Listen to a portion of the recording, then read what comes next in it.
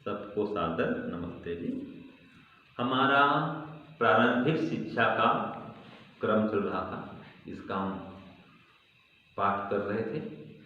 तो 1, 2, 3, 4, 5, 6, 7 इस क्रम से हम पढ़ रहे थे।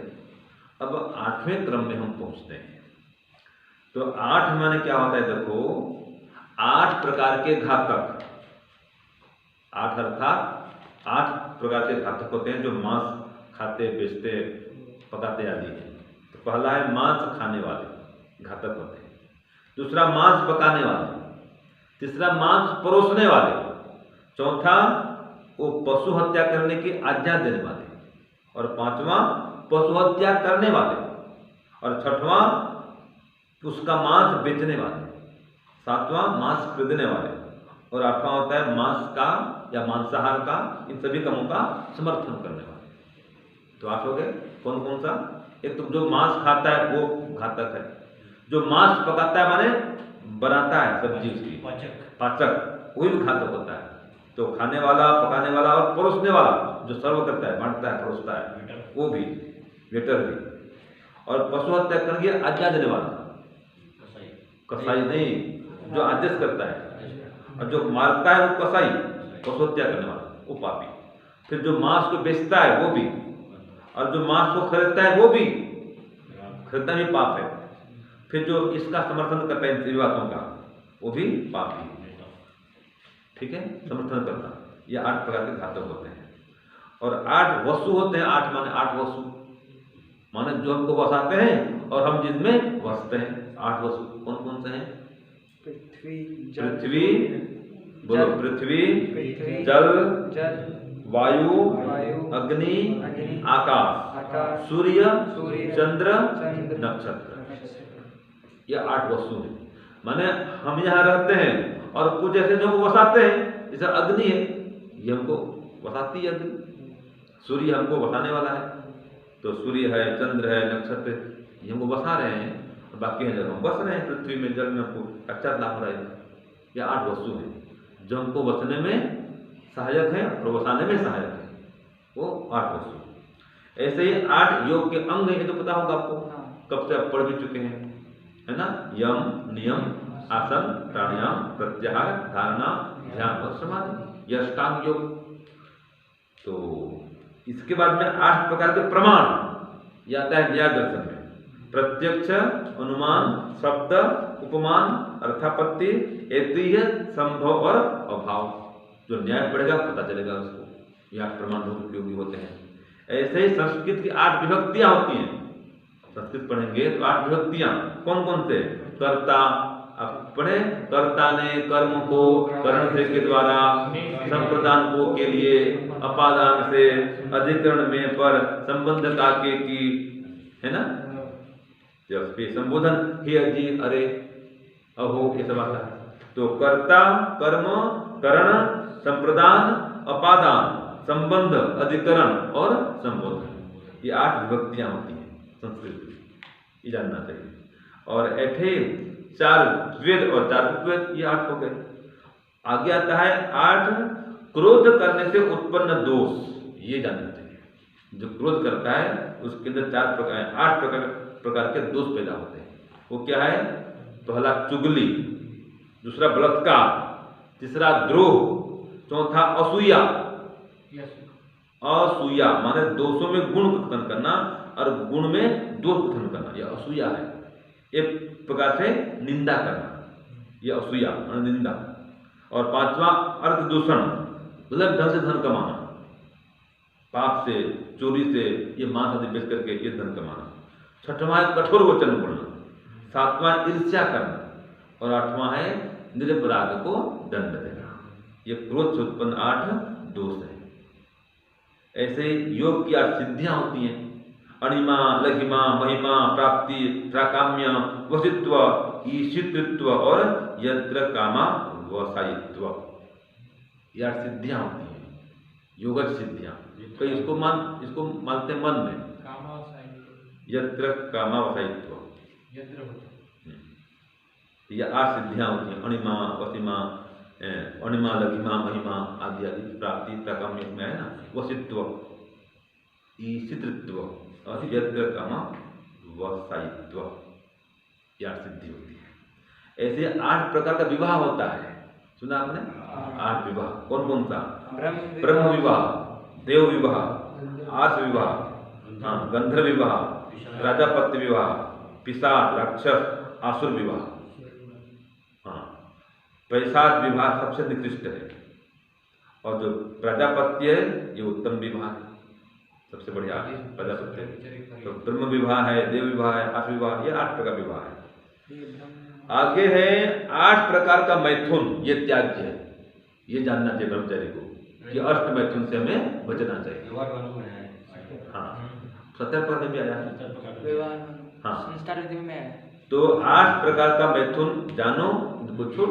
अष्ट मैथुन जो आयु विद्या बुद्धि के नाशक होते हैं, विद्या नाशक है, बुद्धि नाशक है, आयु नाशक है, इनको जानना चाहिए। पहला, ब्रह्मचर्य नाशक विषयों की कथा सुनना, ब्रह्मचर्य को नष्ट करने वाले कथा सुनना, ये भी एक मैथुन है। दूसरा होता है व्यभिचारी विषय लोगों का संग करना, उनकी संगति भी यह अष्ट मैथुन में एक मैथुन आता है। तो हाँ, जो व्यभिचारी हैं, कामी क्रोधी लोग हैं, उनका संग करना भी त्याज्य है। तीसरा, व्यभिचार और ब्रह्मचर्य नाश संबंधी विषयों का ध्यान करना, मन में चिंतन भी करें, वो भी अष्ट मैथुन में माना गया है। तो ध्यान भी नहीं करना विषयों का। और चौथा, स्त्री जाति प्रति माता बहन की दृष्टि नहीं रखना, उनके प्रति कुदृष्टि रखना, उनको गलत ढंग से देखना, ये भी त्याज्य है।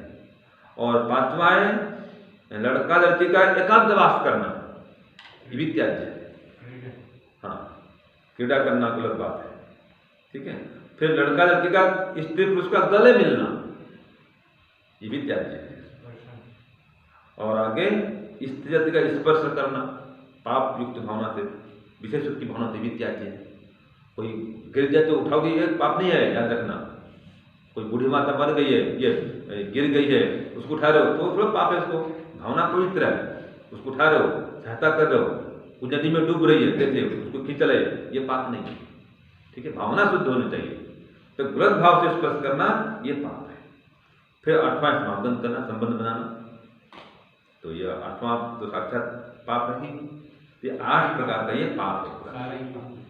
हाँ, 8 प्रकार पाप है ये, ठीक है जी। तो इनसे बचना चाहिए, खास करके ब्रह्मचारी को।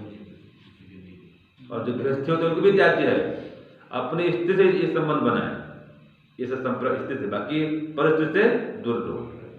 एक पत्नीव्रत धर्म का वो पालन करे, पत्नी भी प्रतिव्रत धर्म का पालन करे, ये इसकी शिक्षा है। तो ये 8 तक विषय हो गया। आगे फिर आता है 9 प्रकार के महापुरुष। वो कौन होते हैं? देखो, महर्षि भारद्वाज जो बृहद विमान शास्त्र के रचयिता है, विमान के वो आविष्कारक कहना चाहिए, वेद का विमान बनाए थे वो, और बृहद विमान शास्त्र की रचना की उन्होंने की, महर्षि भारद्वाज एक अभी उपलब्ध है। दूसरा महर्षि चरक जो पढ़ते हैं ग्रंथ आयुर्वेद का, वो चरक शास्त्र है, चरक संहिता, उसके रचक हैं, रचयिता है महर्षि चरक। तीसरा है महर्षि सुश्रुत, वो प्लास्टिक सर्जरी के आविष्कारक है, महर्षि सुश्रुत। तो पहले थे महर्षि भारद्वाज, विमान का आविष्कार करता, उनका पुस्तक आज मिलता है, बृहद विमान शास्त्र आज उपलब्ध है। हाँ जी, तो महर्षि भारद्वाज, दूसरा महर्षि चरक, इनका ही मिलता है, पूरा मिलता है। हाँ, तीसरा महर्षि सुश्रुत, इनका प्लास्टिक सर्जरी, पहले के जमाने में प्लास्टिक सर्जरी। हाँ जी, 108 प्रकार के उपकरण थे ये शल्य करने क्रिया के। आज तो बोलते हैं ऑपरेशन, उसका नाम है शल्य क्रिया। चौथे हैं आचार्य चाणक्य, जो कि अर्थशास्त्र के प्रणेता है, और उनका आता है नीति शास्त्र भी आता है, ठीक है, चाणक्य का। 5वां है भास्कराचार्य, भास्कराचार्य जो कि बहुत बड़े थे, खगोल विज्ञानी थे और गणितज्ञ थे, गणितज्ञ और खगोल विज्ञानी थे भास्कराचार्य। 6वां है नागार्जुन, जो कि नहीं, ये अल्पम मूल्य वाले धातु को सोने में बदलते थे, अल्पम धातु लोहा है, कोई स्टील ऐसे पदार्थ जो धातु कमजोर धातु है। हाँ, तो अल्प मूल्य वाले धातु को सोना में बदलते थे महान वैज्ञानिक थे नागार्जुन। हाँ, रसायन विद्या के जानकार थे। ये थे नागार्जुन।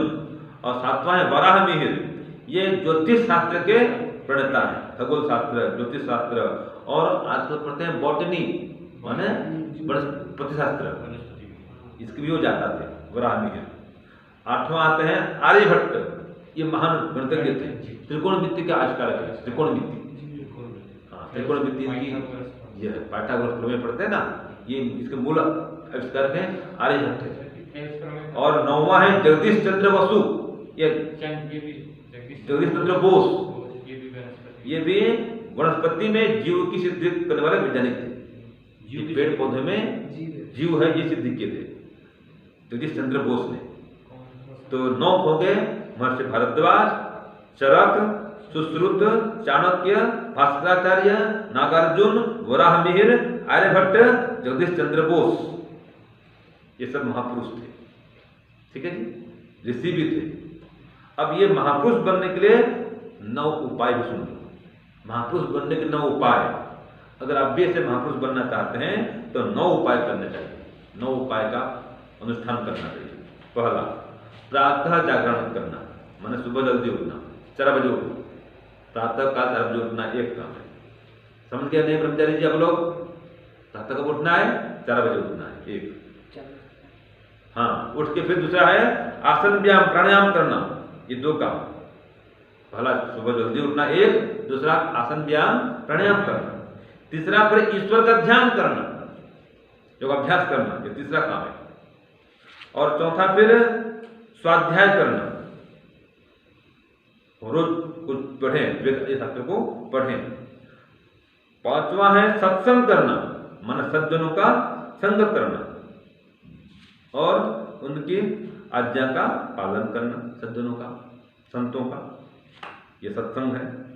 छठवां है सेवा करना, माता पिता गुरु आचार्य इनकी सेवा करनी चाहिए। सातवां है श्रम, माने पुरुषार्थ करना, मेहनत करना। ठीक है, क्या है? श्रम करना माने पुरुषार्थ करना, खूब मेहनत करो, पुरुषार्थी बनो, ये 7वां काम। 8वां है संतुलित आहार करना, खूब खा दोगे तभी महान नहीं बन सकते, रोगी पड़ जाएंगे। श्रम से अपने श्रम को देखकर भोजन करना चाहिए, तो संतुलित आहार करना। और 9वां है स्वाहा का प्रयोग करना। स्वाहा माने कई अर्थ हैं स्वाहा के, एक तो सुमधुर वाणी का प्रयोग करना, ये स्वाहा। दूसरा हवन करना, स्वाहा स्वाहा करते, ये भी है। और स्वाहा माने अपनी वस्तु को अपनी कहना, स्वाहा माने सर्वहितकारी वाणी बोलना। ठीक है, और स्वाहा माने अपने दुर्गुणों को छोड़ देना, त्याग करना। ये 9 महान बनने के उपाय हैं। तो प्रातः जल्दी उठना 1, आसन व्यायाम प्राणायाम करना 2, साधना माने ईश्वर ध्यान करना 3, स्वाध्याय करना 4, सत्संग करना 5, और सेवा करना 6, और श्रम करना 7, संतुलित आहार करना 8, और स्वाहा स्वाहा का प्रयोग करना 9। तो स्वाहा माने यज्ञ करना भी आ गया, स्वाहा माने सत्य बोलना, स्वाहा माने सुमधुर बोलना, स्वाहा माने सर्वहितकारी बोलना, और स्वाहा माने अपने दुर्गुणों का त्याग करना। ये 9 उपाय हैं महापुरुष बनने के। ऐसे 9 विघ्न आते हैं महापुरुष बनने के लिए, योगी बनने के लिए। 9 विघ्न कौन कौन से?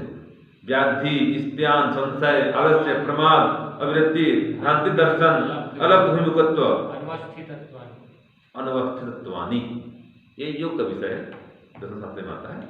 और 9 द्रव्य होते हैं, ये आता है वैशेषिक दर्शन में आता है। 9 द्रव्य कौन कौन से? पृथ्वी, जल, अग्नि, वायु, आकाश, काल, दिशा, मन और आत्मा, ये 9 द्रव्य होते हैं। तो 9 द्रव्य हो गए। और 9 द्वार शरीर में होते हैं, 2 आंख, 2 कान, 2 नाक, मुख, गुदा और उपस्थ, ये 9 द्वार होते हैं, इनको जानना चाहिए। तो ये सब 9 पदार्थ आते हैं जीवात्मा के 9 लक्षण भी आते हैं, प्राण, अपान, निमेष, उन्मेष, जीवन, मन, गति, इंद्रिय, अंतर्विकार, इच्छा, द्वेष। ये 9 लक्षण आत्मा के। जहाँ प्राण है या अपान चल रहा है, निमेष आंख खुलना बंद हो रहा है, उन्मेष हो रहा है, जहाँ जीवन हो रहा है, गति हो रही है, और इंद्रिय अंतर्विकार हो रहा है। वो खट्टा को देख रहे हैं लेकिन मुंह में पानी आ रहा है, ये भी जीवात्मा सिद्धि करता है। हाँ, इच्छा द्वेष करना इस जीवात्मा के लक्षण है। बस अब अंतिम में चलते हैं योगाभ्यास न करने के 9 हानियां। फिर ये विषय पूरा कर लेंगे। बस छोटी हानि 9 बातें। योगाभ्यास नहीं करेंगे तो क्या होता है, व्यक्ति अपने व्यवहार से दूसरों को दुखी करता है 1, वो कृतज्ञ होता है 2, इंद्रियों का दास बन जाता है 3, और सूक्ष्म आध्यात्मिक विषयों को समझ नहीं पाता है 4, मान अपमान सर्वग्राही को सहन नहीं कर पाता है, दुखी हो जाता है इनसे, ये हो गया 5। फिर समाधि इसकी कभी नहीं रख पाती है, समाधान शक्ति का ह्रास होता है, कभी एकाग्र हो नहीं हो सकता है, ये 7।